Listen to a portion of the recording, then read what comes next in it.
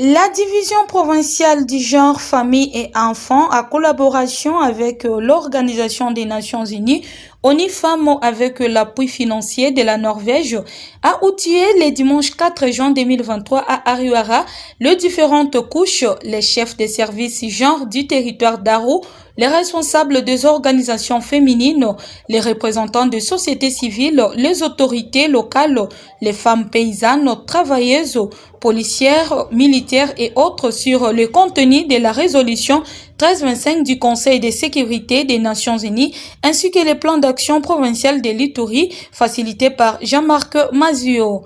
Tout en saluant l'initiative de cette assise, les femmes d'Aru restent confiantes et appellent les hommes à faciliter les femmes pour la vulgarisation des messages. Tour à tour, on écoute Christine Selengue, capitaine de la PCR Aruara. D'abord, nous sommes très contentes de voir la division provinciale des genres, familles, enfants de l'Ituri penser à notre territoire d'Aru en général et particulièrement aux chefferies des Aki. Ils ont envoyé une équipe pour vulgariser la loi sur la résolution 1325 qui nous concerne tous étant femmes. Bon, le message est celle de comprendre ça. Nous, d'abord, nous avons comme devoir de vulgariser la loi parce qu'on ne peut pas mettre en pratique quelque chose que vous êtes ignorante. Comme nous avons été participantes, nous avons compris la loi c'est 1325. Nous sommes obligés de vulgariser cette loi. Nous demandons seulement aux femmes d'être courageuses, de prendre part parce que la loi 1325, c'est pour notre intérêt. Ça demande la participation des femmes dans des prises de décision. Ça demande aussi la participation, donc 20% d'augmentation des femmes. Il faut que les femmes comprennent que ça va dans notre intérêt. Et Madame Myriam Azonier. Oui, notre impression sont celles de remerciements d'abord à la division genre de la province de l'Ituri qui a songé à nous malgré ce grand retard que nous avons connu dans cette sensibilisation. Et aujourd'hui, nous venons de nous acquérir de cette matière sur la résolution 1325 qui nous concerne particulièrement nous les femmes. Et nous avons constaté que effectivement nous les femmes du territoire d'Aru sommes oubliées dans beaucoup de choses au niveau de la province. Alors on s'est demandé, c'est puisque chez nous il y a la paix, est-ce qu'il faut faire la guerre pour être concerné dans telle ou telle organisation? Heureusement qu'aujourd'hui nous sommes concernés par cette organisation. Nous qui avons suivi cette formation, nous pouvons démarrer quelque chose, mais nous recommandons à la hiérarchie qui nous a apporté cette matière de continuer à nous appuyer pour que toutes les femmes du territoire d'Aru puissent acquérir cette matière et que prochainement les femmes se retrouvent dans leurs droits et qu'elles savent revendiquer leurs droits puisqu'elles connaissent déjà ce que c'est la résolution 1325. Qu'entend la division provinciale du genre, famille et enfants de l'Ituri de ces femmes, Jean-Marc Mazio répond. Bonjour.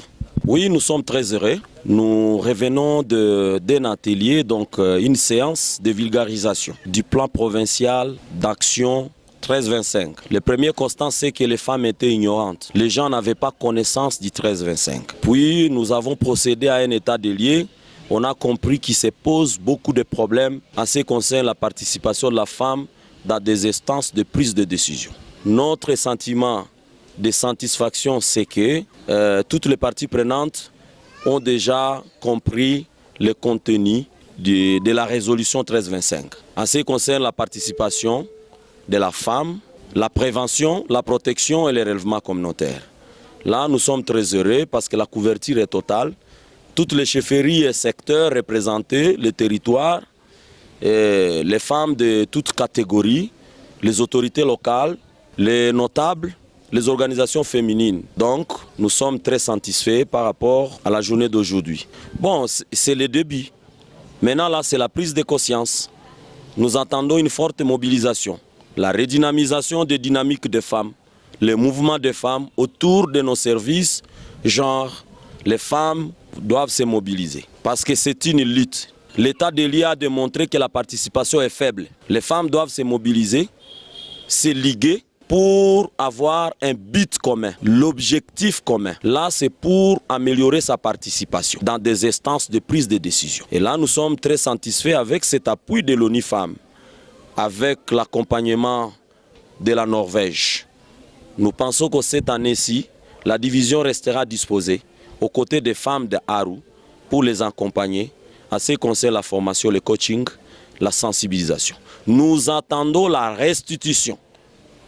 Nous attendons la vulgarisation de proximité de toutes les connaissances reçues au cours de cette séance. Clôturée par des travaux en groupe, cette capacitation d'une centaine de personnes est également revenue sur l'état de lieu sur la participation des femmes dans des mécanismes locaux de paix et sécurité, mais aussi la vulgarisation des PAP 1325 qui avait débuté à Maïgui et à Aru, puis viendra le tour de Bunia, Mambasa et Ndjougou.